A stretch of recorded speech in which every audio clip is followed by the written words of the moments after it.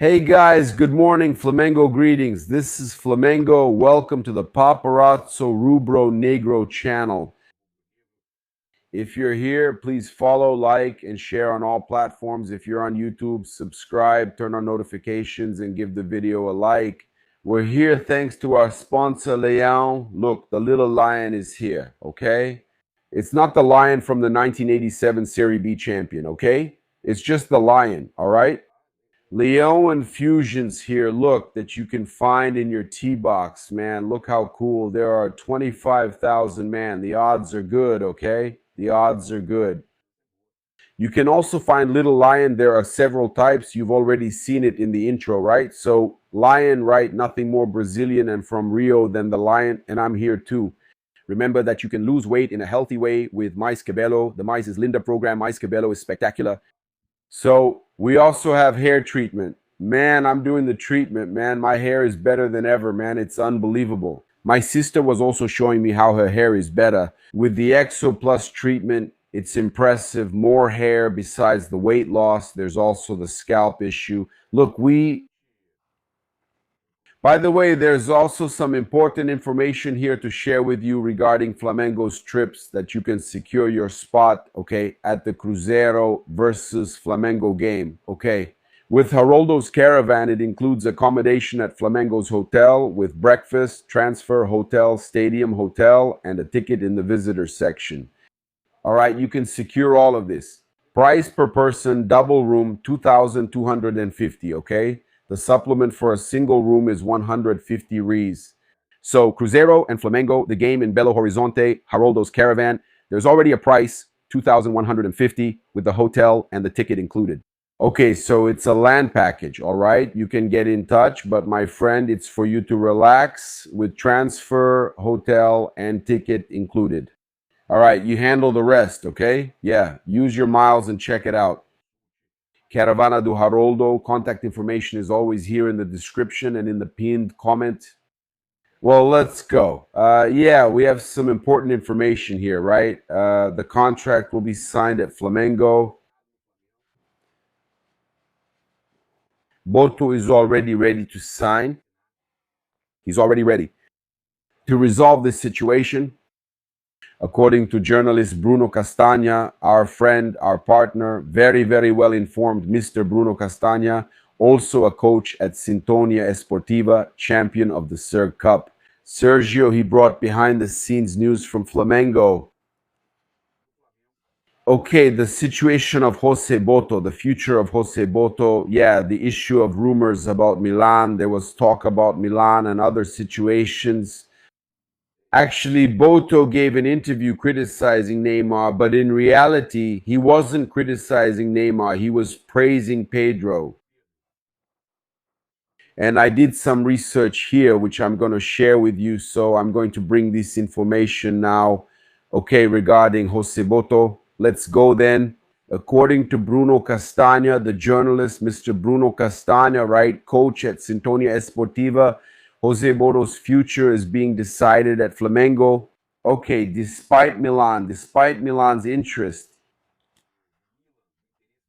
according to reports that came out in Europe, Bruno Castagna said that's not true. We had already brought this up too, after talking to a source connected to Flamengo's board, who said there was no interest, that Boto wasn't of interest to Milan, right? That there was nothing related to that. Yeah, so the real intention of Flamengo's board is to renew Boto's contract. Okay, so Flamengo wants to renew Boto's contract, and Boto is going to sign a new contract. Unlike the reports that came out saying he's going to leave, and that Milan, and I don't know what else, and that BAP is unsure, that BAP is going to fire him. Remember, it was even reported that BAP was going to fire him. We brought it here and said, look, there was no certainty about the situation. That's what they said, including when hiring Fabio Luciano, when hiring former players to manage the locker room and everything else, and nothing happened. And he continued and is still well regarded internally, right? Here, when we have to criticize, we will criticize. I don't have any friendships, no business of being friends with the management or anything like that. When we have to hit hard, we will hit hard. When there's a reason to criticize, we will criticize. Did you understand? I don't have like absolutely, I don't like this friendship thing. I get along with some players. I've had friendship with very few. Wesley is one of them. He's at Roma, okay? But I'm not really a fan of this being buddy buddy thing, asking for autographs. I don't like that. I don't like it. I prefer to have the freedom to publish the news. In fact, there was a Flamengo player, Orfo will always laugh when he remembers this. There was a Flamengo player who, when I posted something about a news story he didn't like, he sent me a message saying, I thought you were our friend. Yeah, that's right. That's right. We're friends. We're friends up to a certain point. Unfortunately, we have to have our own opinion. We have to be critical. We always have to bring important news. Yeah, Orfo is right here next to me. These kids only care about staying in bed. Look, in Brazil, it's already 8:20 and they're still in bed. It's 7. Yeah, okay. That's the information, okay?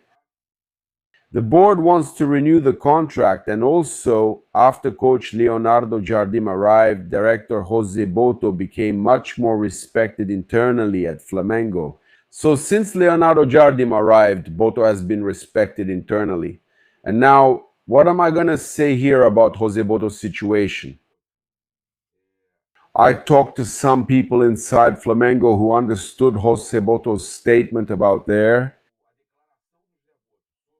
Neymar, right, about not having a run of games.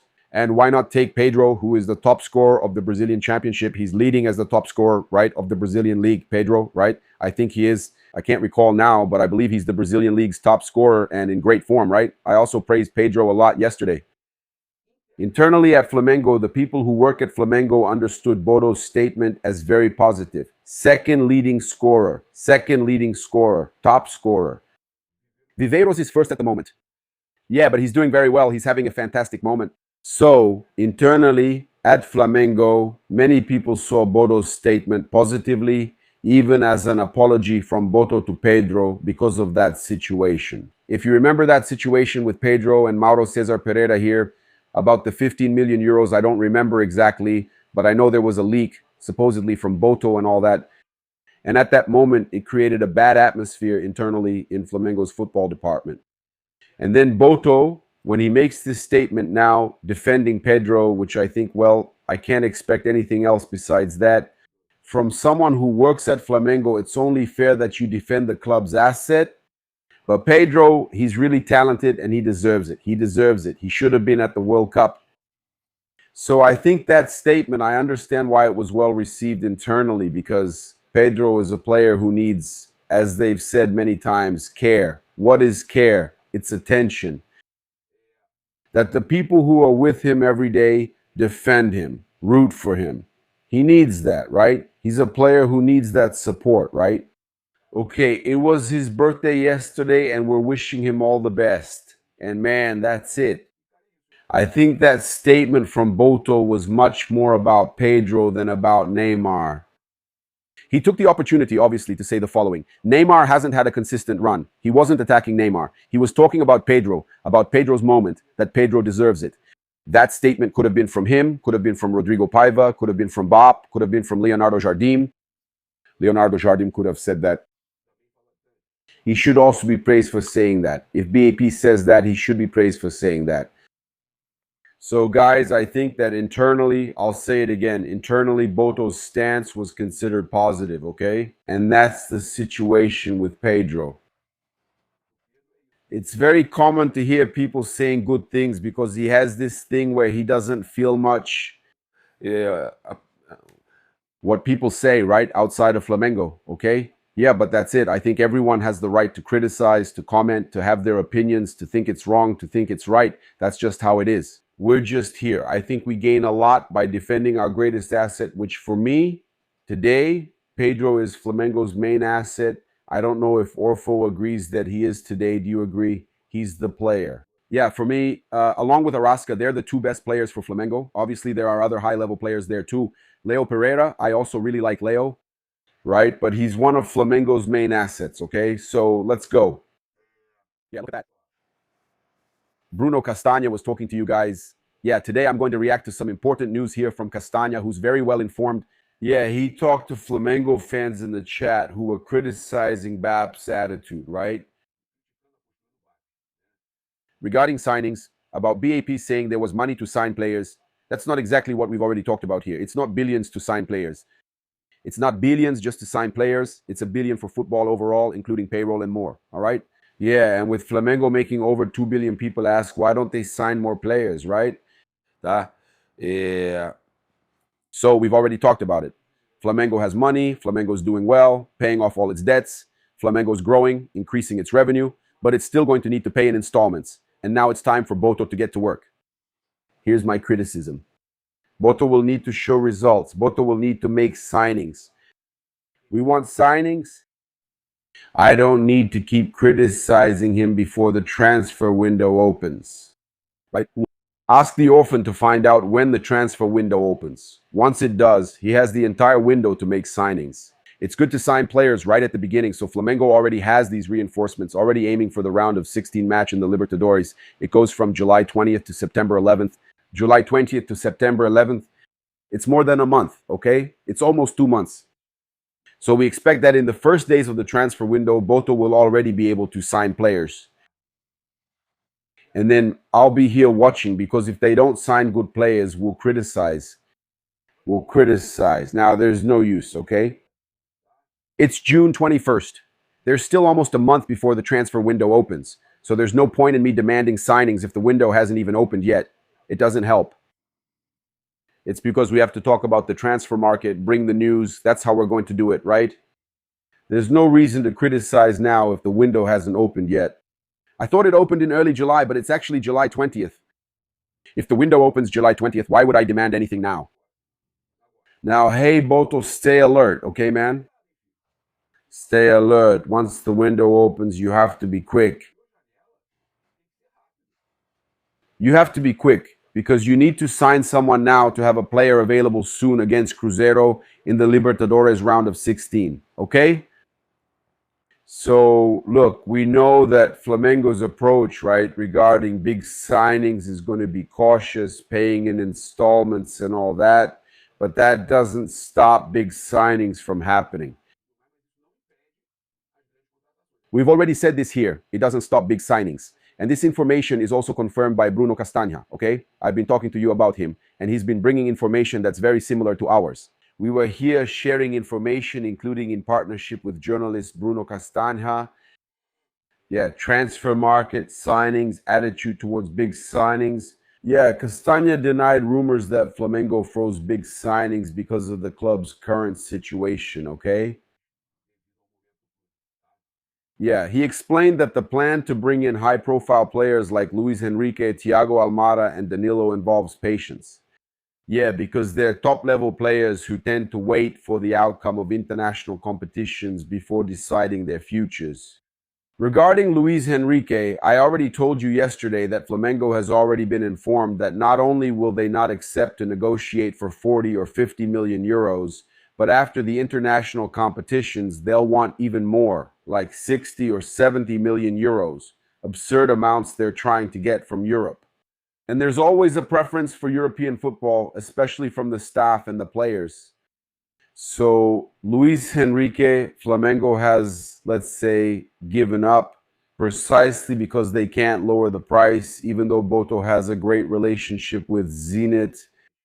Braz didn't have such a good relationship with the Russians. In fact, there was even some back and forth and all that. But Boto for a long time now, right? It's been a while since the time of Shakhtar as well. So, Benfica Boto always had a good relationship both with Shakhtar from Ukraine, which was actually the club that negotiated Rian Roberto, right, for a price below market value. But a lot of that was also because of the player's staff, who wanted to get the player out of Flamengo no matter what. Então, so I think Flamengo might even be able to get good deals with Zenit because of the relationship there, but Boto will need to prove himself and take action. About Luis Enrique, it's very unlikely they'll agree to lower the price, okay? I honestly think Flamengo will sign a midfielder, yes, but not necessarily the players the fans are hoping for. I still believe Flamengo might. I even think, okay, that Flamengo could sign Almada since his price is much lower than Luis Enrique's. Almada is a possibility. If Flamengo can lower Danilo's price and set up installments with Botafogo, he might join. Luis Enrique seems unlikely. So for a striker, a center forward, or a winger, Flamengo should rely on scouting, right? So that's the information from Castanja, which I'm adding to my own info as well. And I believe Flamengo will make two signings with installment payments, more expensive signings. They'll make two signings, and the rest Flamengo will rely on scouting. Look, bringing some important information, Leonardo Jardim got two reinforcements confirming our information from 2 weeks ago that Jorginho and Leo Ortiz would be recovering at the Ninho, right? And that they would be recovered precisely for the mid-season training camp for these three friendly matches that Flamengo will play over there in Portugal, right? They'll be there in Algarve and all. So they have recovered. They're training well normally with the main group. So this information is very important. Until Leonardo Jardim will have practically the full squad for the preseason. Only the players who are there, right? Which are a lot too, right, guys? Right? It's not complete because there are a lot, right? Danilo, Alexandro, Paquetá, Leo Pereira. We don't know about the Uruguayan players, right? There's a Uruguay game. If I'm not mistaken, Uruguay plays today. Look here. I'll get the schedule here so we can talk. Uruguay isn't doing that well, right? They play against Cape Verde. Tough game. There's Vozinha, right? Vozinha, okay? Today at noon, there's Spain and Saudi Arabia. We had Japan scoring 4-0 in the early morning. And man, Brazil facing the Netherlands, facing Japan. That's scary, okay? Scary. Yeah, but that's it. So it will depend. Ecuador stayed. Ecuador, although Ecuador is better, right? Over there. But remember, over there. Those already eliminated go to Portugal, right? They'll probably be on vacation. Yeah, they might get a few days off. That's it. So there's a possibility that the players from Uruguay and Ecuador, right, will be released, okay? And then Plata Arrascaeta de la Cruz. Let's hope Uruguay wins. I'm going to root for him. I really want Arrasca to keep having the opportunity, because he's hurt, he's injured. I want him to have this chance. But that's it, okay? So Jardim has already secured some reinforcements for this mid-season break.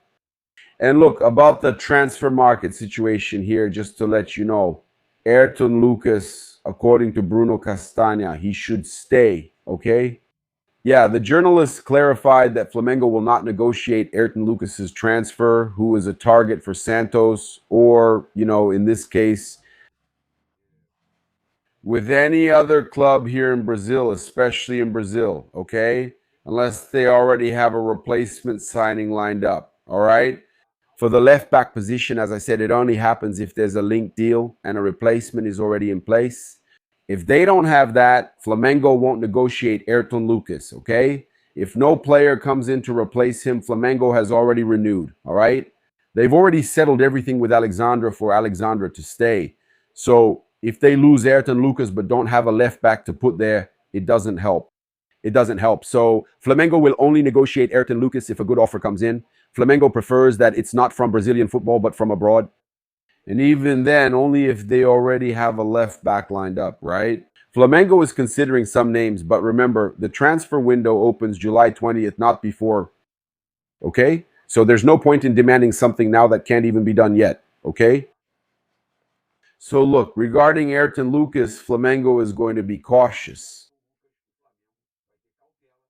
because they know that to sell Ayrton, either the offer has to be really good or they already need to have a replacement lined up. There's no point selling Ayrton for money just to spend it on another player.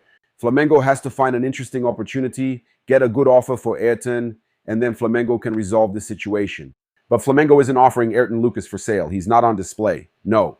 If someone really interested comes along and is willing to pay a fair price, Flamengo will negotiate, but only after they have a replacement left back. My friends, yesterday we reported what some outlets were saying about David Romero, that David Romero was on Flamengo's radar. And I told you that what I knew was about a player, a forward, from scouting, and not David Romero, that there was a forward that Flamengo was scouting and negotiating. In Argentine football, a South American player who plays in Argentine football, young, that Flamengo was after, and it wasn't David Romero, okay? Forward from Tigre. Our dear Bruno Castagna, whose news I'm reacting to today, which is very well researched, he said that regarding the forward from Tigre, right? Yeah, it's being speculated at around $5 to $7 million. Even though he likes the name and even finds it interesting, he emphasized that he doesn't have confirmation, okay? Inside Flamengo, regarding the interest in David Romero, it's the same thing I told you guys. Look, even though the name is going around and there's a possibility that Flamengo has made progress, the information I have is about another player. It's a player who also plays in Argentine football and would be a player identified through scouting, a player with a low price, a player costing $2.5 million, okay? It's a player in that price range, not David Romero's. So I don't think Flamengo is negotiating for David Romero. And then the information ends up matching. That's it. I invite you to follow, like, and share on all platforms. If you're on YouTube, please subscribe, turn on notifications, and like the video. Thanks for watching. Greetings from Bruno Negras. This is Flamengo. Thanks.